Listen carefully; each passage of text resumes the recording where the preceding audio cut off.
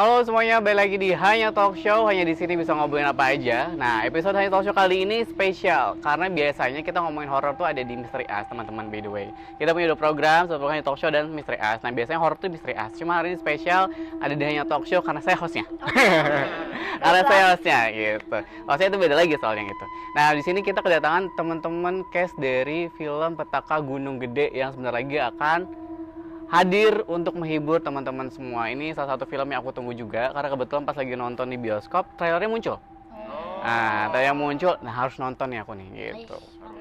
Harus nonton nih. Penasaran ya, bikin penasaran Banget, apalagi kan kebetulan Derry ini suka naik gunung ya, walaupun cuma sampai kaki gunungnya aja gitu. Nah itu doang suka.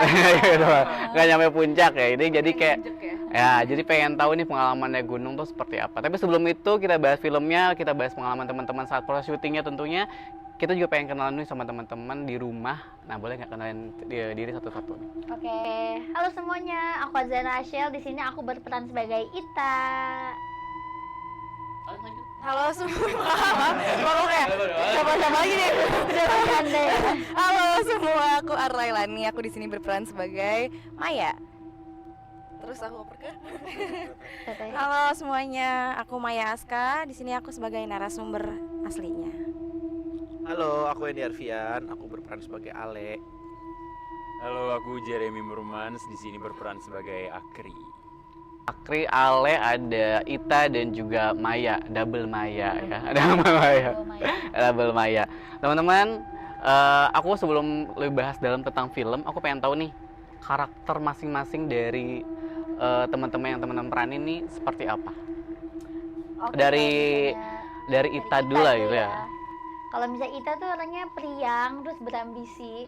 Karena dia kalau misalnya dia maunya itu ya harus terlaksanakan gitu, apapun yang terjadi. Jadi Teh Ita ini orangnya ambis, terus menyenangkan, terus juga penyayang gitu ya. Terus Teh Ita orangnya juga melowan sih. Tapi sebenarnya yang lebih melo tuh Teh Maya, tapi yang lebih melo tuh Teh Maya, tapi tuh Teh Maya tuh gampang nyembunyiin itu gitu. Kalau Ita lebih kayak manja ke Teh Mayanya gitu. Kelihatan ya, cocok ya kali sama karakternya Asel sesungguhnya nggak sih? Mirip lah. Kalau Arla nih sebagai Maya, apalagi Teh Mayanya hadir nih tengah-tengah kita tuh seperti apa karakter yang Arla mainin sekarang? Kalau Maya sebagai karakter itu ya kalau tadi Ashel bilang Ita itu yang periang, yang ambis, Maya itu versi mellownya itu benar katanya lebih down, lebih diem, lebih mau let Ita ngebawa dia kemana. Jadi Maya itu yang benar-benar kayak sahabat sejati. Definisi sahabat sejati Maya ya. Sahabat sejati, tapi benar definisi sahabat sejati adalah Maya, dan ya emang sama Ita itu udah benar-benar kayak berdua itu udah kayak soulmate. Ada match yang sangat-sangat bagus di antara mereka berdua, yang Ita apa, Maya itu lawannya, tapi mereka itu sangat cocok dijadiin sahabat berdua ini. Kita lanjut ke belakang lu deh. Nanti soalnya Teh Maya spesial, nanti aku tanya-tanyanya. Oke. Silakan Jeremy. Akri itu dia temennya abangnya Maya namanya Indra. Akri itu dia orangnya sebenarnya bisa dibilang perfeksionis kali ya. Karena dia kalau misalkan punya plan, dan kalau misalkan plan itu ada yang berjalan nggak sesuai dengan keinginan dia, itu dia nggak takut untuk menyuarakan pendapatnya gitu. Mudah untuk speak up kali ya. Iya, sama realistis orangnya. Ya, Endi. Ale itu dia anaknya tenang. Kebetulan Ale ini ketua tim pendakian. Jadi relasi sama Ita dan Maya itu sebenarnya mereka nggak terlalu dekat, cuma karena Ale ini juga teman abangnya Maya, jadi otomatis kita kadang suka ketemu, suka nongkrong bareng juga. Ale ini kan ketua tim pendakian kan, jadi kebutuhan di film ini tuh Ale itu harus menjaga keutuhan tim pendakiannya nih, kayak dia tuh menjaga semua harus aman, semua harus bisa selamat sampai tujuan, dan harus kembali ke rumah juga dalam keadaan aman dan selamat gitu. Dari podcast yang aku dengar ya Teh Maya, karakter-karakter ini juga kan memang ada gitu. Oh, sekarang semuanya udah ada semua, masih ada. Ada semua. Berarti teman-teman nih, tantangan terbesar teman-teman dalam memerankan karakter ini seperti apa sih? Atau prosesnya untuk mendalami peran jadi Ale, jadi Maya, jadi kita lebih sulit ya? Itu hanya mendengar berarti ya? Atau seperti apa sih prosesnya? Aku mau tahu dari Andy dulu kali ya, sebagai Ale itu seperti apa? Proses aku ini karena karakter aku baru pertama kali mendapatkan karakter seperti ini ya. Jadi menurut aku buat masuk ke dalam karakter Ale itu perlu penyesuaian, tapi nggak terlalu susah menurut aku, karena aku ngerasa Ale itu ada di dalam diri aku juga. Jadi aku tinggal ngeluarin sisi-sisinya Andy yang kayak Ale gitu. Ternyata pas aku cari, oh ternyata gue tuh kalau kayak gini gue bisa mirip jadi Ale ya gitu. Lebih ke gitu sih. Terus tantangannya ketika aku harus jadi leader. Tapi aku ngerasa ini personal opinion aku ya. Aku tuh ngerasa kalau look aku tuh kayak bocah gitu. Makanya kayak gimana caranya biar aku bisa kelihatan lebih dewasa di antara teman-teman yang lain gitu. Karena biar aku bisa dibilang sebagai leader nggak nipu lah gitu. Akhirnya ya udah aku coba pakai kumis. Jadi kemarin pas kebetulan pertama kali juga aku main film yang pakai kumis. Akhirnya kemarin aku kasih penawaran ke Bang Kinoy, saudara kita, Bang gimana kalau aku pakai kumis, dan ternyata pas aku lihat hasilnya juga aku lumayan cukup puas sih untuk karakter Ale secara look. Oke. Ya karena Tempelin ya? bener tempel apa tumbuh sendiri? Percaya lah ya aku. Tapi continuity-nya agak ribet ya. Tapi kumisnya tuh Sama. sama gitu, sama sebulan itu. Ya karena aku tahu Andy juga udah lama kan. Dia dari kecil yang Andy main sinetron, main film tuh aku ikutin juga kan. Jadi kayak bener apa kata Andy bahwa susah gitu untuk ngilangin karakter anak kecilnya Andy untuk menjadi sosoknya dewasa. Itu salah satu tantangan terbesar memerankan karakter ini ya. Kalau Jeremy gimana? Kalau aku mungkin tantangan terbesar mainin Akri tuh, kalau Jeremy tuh orangnya kan dia legowo gitu, yang apa-apa ya udah santai gitu. Nah sedangkan si Akri ini agak kebalikannya Jeremy gitu, dia yang apa ya bahasanya ya, meletus-letus lah orangnya gitu. Iya perfeksionis, dan dia itu meluap-luap gitu sih kurang lebih. Nanti ada ngobrol nggak sama Akri yang aslinya? Kalau ngobrol sama Akri yang langsung enggak, tapi nanya-nanya ke Teh Maya sih. Sebelum ke Maya deh. Kalau misalnya aku ya kan Teh Ita ini udah nggak ada gitu. Tapi aku sangat amat terbantu karena ada kehadirannya Teh Maya juga. Terus sebelum aku ketemu Teh Maya, aku juga sempat nonton podcastnya beberapa kali buat ngeliat kayak pas aku lihat di podcast, oh Teh Ita orangnya nyablak, terus seru, asik gitu, suka bercanda. Terus aku ngerasa oh itu ada sisi-sisi yang aku ngerasa ada kemiripannya sama aku juga gitu kan. Terus pas udah ketemu sama Teh Maya, aku lebih nanya banyak lagi kayak hal-hal kecil. Teh Ita pas lagi kayak gini dia gimana Teh, apa yang dia rasain waktu itu. Jadi karena susah gitu ya meranin karakter asli tapi nggak ada orangnya, tapi alhamdulillahnya ada Teh Maya, jadi lumayan terbantu sih aku. Oke. Maya nih, gimana Maya? Maya mana? Maya karakter dulu dalam film. Kalau aku tantangan terbesarnya itu karena justru ada Teteh, udah Teteh masih ada dan Teteh sangat involved sama kita. Jadi aku ngerasa ada kewajiban untuk aku nggak boleh ngecewain Teteh. Apalagi ini cerita yang sangat dekat, sangat personal. Ini sahabat, bener-bener soal Teteh dan sahabatnya, almarhumah sahabatnya. Jadi nggak mungkin aku dengan sembarangan berusaha mencari karakter sendiri. Aku harus bener-bener stick ke karakternya Teteh, dan aku bener-bener tengah-tengah syuting karena aku ngerasa aku nggak siap. Aku sempet kayak agak goyang secara mental pas ada di set rumah sakit. Aku sempet agak goyang secara mental di situ. Terus akhirnya untung ada Teteh. Teteh juga orangnya tuh sangat involved sampai kita syuting di set. Ada yang pasti aku ngerasa itu kayaknya nggak gampang buat Teteh untuk melihat itu semua lagi. Tapi makasih ya Teh udah selalu ada untuk menjaga kita di lokasi. Jadi aku sempat ngobrol sama Teteh. Jadi akhirnya kita lebih banyak ngobrol, banyak curhat, banyak sharing, dan akhirnya itu ngebantu aku buat mencari karakternya Maya secara psikis, apa yang harus aku rasain dalam setiap scene. Juga sutradara kita Bang Kinoy itu sutradara yang sangat-sangat detail. Jadi di set kalau ada yang off sedikit aja, pasti dia langsung oke, cut, langsung dibenerin. Jadi kita bersyukur banget juga ada Bang Kinoy buat ngejaga cerita kita yang luar biasa ini. Teh ini kan diangkat dari kisah Teteh sendiri nih. apa sih yang akhirnya memutuskan Teteh untuk yaudah gue mau deh memfilmkan cerita gue ini gitu kan, apalagi kan ya ini tadi yang Arla sampaikan bahwa ini adalah suatu kisah yang personal gitu buat Teteh sendiri. Itu apa sih pertimbangannya Teh? Mungkin karena ini ya, yang pertama kan udah ada izin juga dari pihak keluarga almarhumah untuk sebelumnya di podcast. Nah dari podcast itu kan banyak nih yang tertarik kalau cerita ini diangkat jadi film, kayaknya bagus. Mereka itu udah masuk dalam imajinasinya masing-masing dan dia mau ngelihat secara visualnya gitu. Jadi ya menurut aku dari film ini mungkin nanti akan banyak doa juga kan untuk almarhumah gitu sih.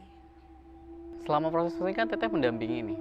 Nah, Teteh merasakan apa sih Teh sebetulnya ketika melihat proses syuting? Apakah ada flashback pada 2007 itu atau seperti apa? Jadi setiap scene-nya itu aku kayak lagi melihat kejadian asli di depan mataku sendiri gitu. Kalau itu mungkin di tahun 2007, ya kayaknya aku bakalan nggak mau ada kejadian ini gitu. Tapi disitulah aku harus kuat karena memang di sini kan udah keputusan dari kita semua nih mau diangkat jadi film. Jadi ya harus dikuat-kuatin sih. Teman-teman, pada saat film ini dibuat, apakah ada improvisasi yang tidak ada di skrip tapi ada di film? Boleh kasih spill ada apa enggak deh? Jadi ada banget. ada banget satu yang itu for me I love that. Aku suka banget kita nambahin itu. Kayak karena itu benar-benar natural Yang banget. itu. Iya, yang itu. Mm-mm. Yang itu. Pokoknya hampir semua scene skinship kita ya gitu, itu natural, itu semua kita tambahin kayak Sebenarnya kita bisa ngomong sih karena ada di trailer. iya ada di trailer. Jadi ada bagian dimana pas kita lagi di pickup truck, dimana kita tuh secara alam kita kan bisa pegangan tangan. pegangan. Terus kita kayak secara lucu kita kayak nempelin Nempelin gitu, jidat kayak gini. itu, dan itu ada 2 kali ya. Ada itu ada 2 kali di dua filmnya, kali. ada satu di pickup truck sebelum kita ceritanya naik gunung, dan ada satu lagi pas kita udah di gunung dan di scene yang cukup Wow, itu emosional. wow banget. Nah di scene emosional ini tadinya itu harusnya itu endingnya itu kita pelukan aja, selesai dialog langsung pelukan. Karena ada kita udah nggak sengaja nambahin itu kening ini pas di kening nempel ini di pick up, aku sempat ngerasa kayak bisa kali ya, kayaknya lucu deh kalau ada momen itu lagi. Jadi aku nanya sama Bang Kinoy, Bang ini aman nggak? Terus nanya sama Asal, kira-kira mau nggak ya, lucu nggak sih? Itu Lucu nggak natural sih? banget sih lah, kayak bahkan kita nggak usah izin satu sama lain, kayak kita Iya. tahu kita bakal mau ngelakuin itu gitu. Iya, kayak karena itu emang emosinya itu ada di situ. Nah, aku ngerasa kayak karena ada penambahan itu jadi lebih emosinya lebih Bener. nyambung gitu. Menyambung. Terus jadi itu kayak Scene salah itu satu sih. improvisasi yang I love We banget. love it so We much. love it so much. Sama yang opening gak sih yang motor? Yang opening yang motor itu tuh kalau misalnya yang kita bayangkan ya udah kita naik motor Motor, aja ngebut-ngebutan lucu gitu. gitu. Tapi kita nggak tahu kita sampai kayak diri-diri terus Iya. yang sampai wah Bahkan itu ada satu kacau momen, banget ada sih. satu momen dan ini masuk ke filmnya dimana aku sama Ashel yang lagi nyetir motor, kita berdua berdiri di saat motornya lagi jalan di atas jembatan dan kita berdua berdiri. Itu wow banget sih. Kita agak bikin deg-degan seluruh produksi sih karena itu Bener, baru bener, deg-degan bener, syuting bener. sih. Itu seru Agak banget. deg-degan sih sutradara Dan itu dan kayak- kawan-kawan. Jam 12 nggak sih lah, itu Iya, kayak 12 matahari siang. itu lagi di atas banget, di atas kepala banget gitu. Itu improve-nya Tapi memang kebanyakan scene tuh Maya dan Ita ya. Iya. ya. Mostly kebanyakan Maya dan Ita kan. Menceritakan tentang kisah 2 sahabat sih. Oke. Ini syutingnya kebanyakan di Di Cibodas. Di Cibodas dan nah, itu syuting di alam terbuka. Apakah ini pengalaman pertama atau pernah sebelumnya buat teman-teman nih? Kalau Ara pernah sebelumnya di alam terbuka gitu? pernah. Aku juga pernah syuting di ini kaki Gunung Ciremai. Tapi ya nggak yang gimana kalau ini kan kita bener-bener ceritanya soal gunung gede, kita syuting di tempatnya langsung dan kita nyampe puncak, kita melintas, justru kita syutingnya sempat Iya, ada iya. melintasnya juga. Nah, ini gimana selama pengalaman syuting di alam terbuka ini? Apakah ada sesuatu yang menantang atau malah kayak sulit gitu? Tapi karena kita naikin juga sama orang yang udah profesional naik gunung, terus Andy sama JJ juga udah beberapa kali naik gunung kan. Iya. Jadi jujur walaupun ada yang beberapa orang yang pertama kali ngerasa terbantu banget sih dan ngerasa aman-aman aja. Justru kita ngerasa ini pengalaman baru dan kita belajar banyak hal baru juga dari orang-orang yang udah pernah. Jadi enjoy sih naiknya. Ditambah semua kru dan cast juga, kita pas saat kita proses pendakian bawanya dengan attitude-nya yang sangat-sangat positif, jadi energinya itu semuanya happy. Kayak seneng juga dapet cast yang ini, karena kalau ada satu aja orang yang moodnya agak gak enak, itu pasti bakal ngaruh ke semuanya. Tapi sebelum proses syuting dimulai dan tahu lokasinya bakal di Gunung Gede, pernah ngerasa takut nggak sebelumnya, apalagi sebelumnya dengar podcast saya, mungkin teman-teman dengar podcast saya Maya, ada kekhawatiran sendiri nggak sih? Terutama Maya ya, karena Maya kan Tapi justru aku ngambil job ini karena kita naik gunung.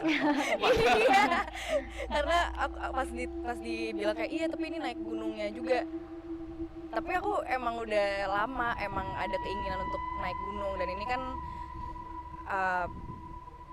ini pengalaman pertama aku naik gunung, terus kayak langsung seru juga nih kayaknya pengalaman syuting yang something new, yang nggak kayak di studio gitu, dan ceritanya juga bagus banget, jadi mau gimana nolak nih. Andy dan Jeremy juga pengalaman udah sering kan naik gunung juga kan, berarti ini nggak begitu sulit lah buat teman-teman ya.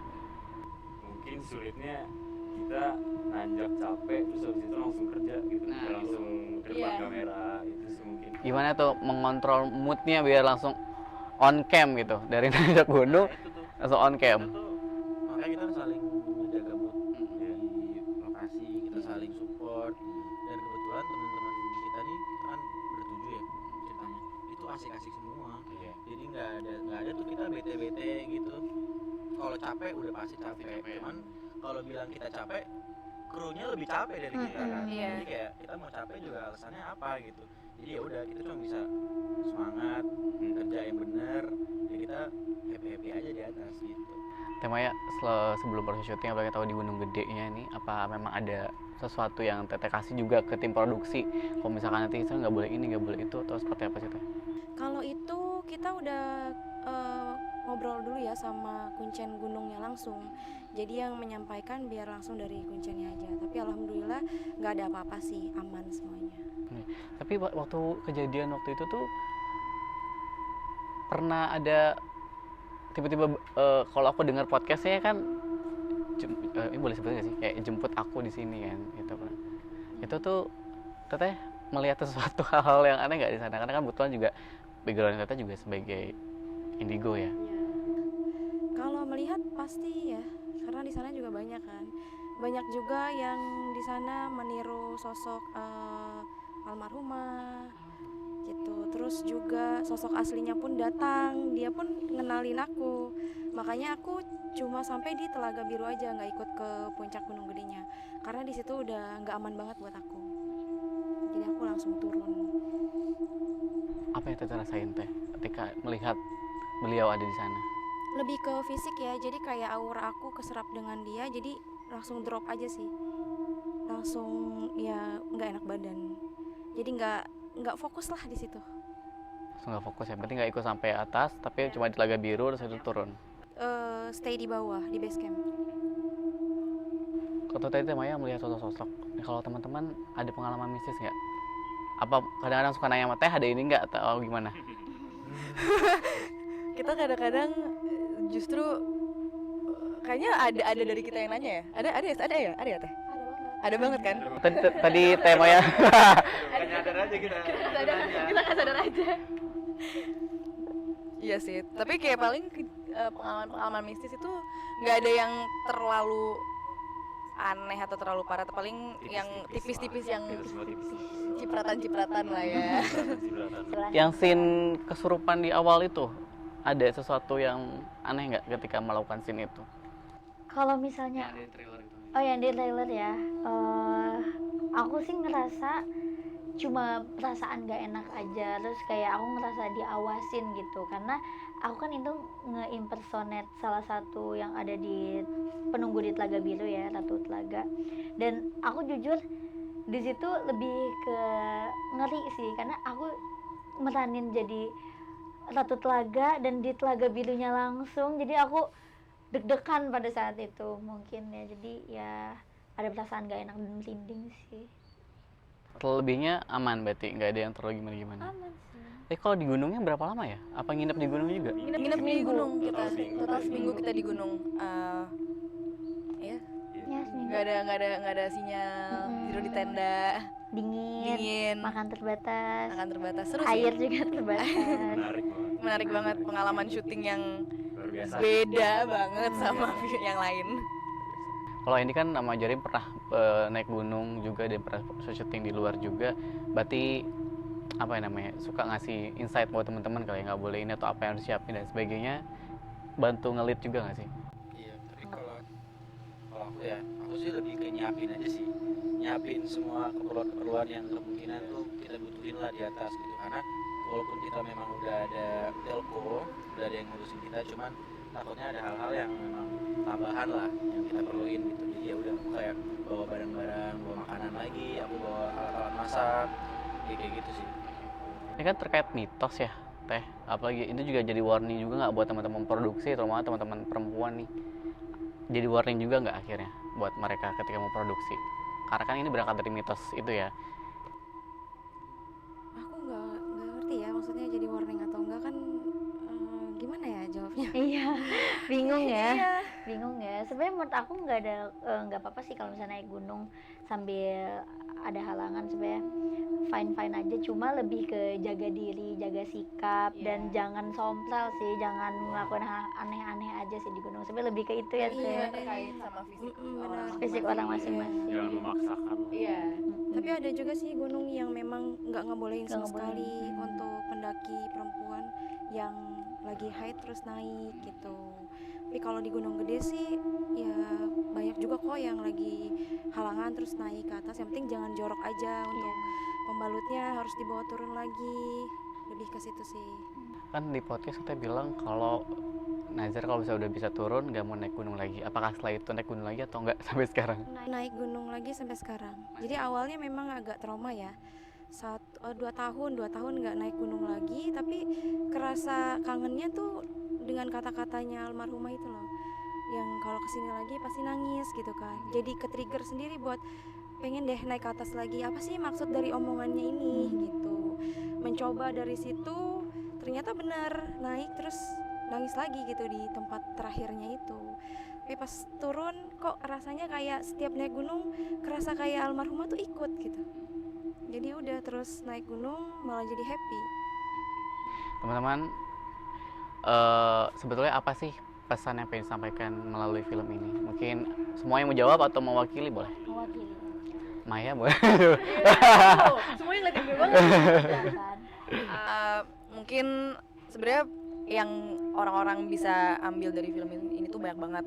Tapi kalau yang mungkin kita semua bisa ambil dari film ini tuh ya, kalau kalian mau ke gunung atau mau kemanapun, tolong jaga sikap, jangan sompral, jaga lisan, dan juga karena ini film sangat kuat tentang persahabatan, dimanapun kalian berada, jaga sahabat kalian, jaga orang-orang yang kesayangan kalian.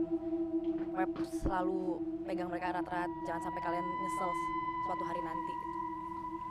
Temanya mungkin mau nambahin sedikit nggak? Kenapa orang harus nonton film ini nih? Apalagi kan ini Teteh yang narasumber ada, aslinya ada nih. Kalau menurut aku lebih teruntuk yang udah mengikuti kisah aku ya dari podcast sebelumnya. Karena di podcast itu kan kita belum ceritain sampai tuntas nih. Mungkin ada rasa penasaran yang terpending cukup lama, 4 tahun lalu kan aku podcastnya. Nah ini saatnya kalian buat nonton, karena di endingnya itu bener-bener plot twist banget. Kalian pasti bakal wow banget gitu, oh ternyata ini loh penyebabnya gitu. Oke, bisa dimajuin nggak nanti serentak tayangnya nggak usah tanggal 6 gitu ya? Hari Karena ini udah baru- penasaran gitu. Sisa 3 Tiga hari. Iya, hari hari lagi. dari hari ini. Oke teman-teman, boleh deh diajakin sobat dialog di rumah untuk kenapa mereka harus nonton film kalian. Asyal deh tadi. Dialog ya? Ya sobat dialog. Kita promo dulu kali ya. Mau Oke. dulu ya. Hai Sobat Dialog, jangan lupa nonton film Petaka Gunung Gede tanggal 6 Februari di bioskop kesayangan kalian. Wajib banget nonton ya guys, karena kalian akan merasakan ketegangan naik gunung bersama kita. Oke, seru banget nih pasti karena experience naik gunung langsung dihadirkan di sebuah film ya. Yang sebelumnya kan sudah pernah ada tuh, cuma ini lebih dikemas secara horor. Mungkin kayak memang kan banyak mitos juga nih di gunung-gunung. Ini juga bisa jadi gambaran buat teman-teman. Mungkin tadi yang sampaikan oleh teman-teman yang pengen naik gunung juga gitu kan. Bisa nonton Petaka Gunung Gede 6 Februari 2025 karena aku sudah nggak sabar by the way. Jangan lupa nonton, ajak semua sahabat-sahabat kalian. Yes. Keluarga juga boleh kan? Keluarga juga Keluarga boleh boleh. dong. Keluarga nggak Boleh. boleh, Ada keluarga nggak boleh. Semua Tetangga, orang yang teman kalian angkatan. sayang, teman angkatan, nonton lah sekeluarga, sekeluarga, se-RT, Se-RW. Camat ya semuanya. Oke, diajak kelurahan, semua, semuanya guys. diajak. Biar kalian bisa pegangan tangan ramai. Oke, terima kasih banyak teman-teman sudah mampir di Hanya Talk Show. Mudah-mudahan kita ketemu lagi. Sukses buat filmnya. Mudah-mudahan promonya juga terus lancar sampai nanti kota terakhir ya. Amin. Sampai kota terakhir, yang penting semua sehat-sehat. Amin. Thank you Kak. Yuk, terima kasih semuanya yang udah nonton di Hanya Talk Show kali ini. Tetap pantengin Hanya Talk Show dan jangan lupa sekali lagi nonton Petaka Gunung Gede 6 Februari 2025 di seluruh bioskop kesayangan Anda.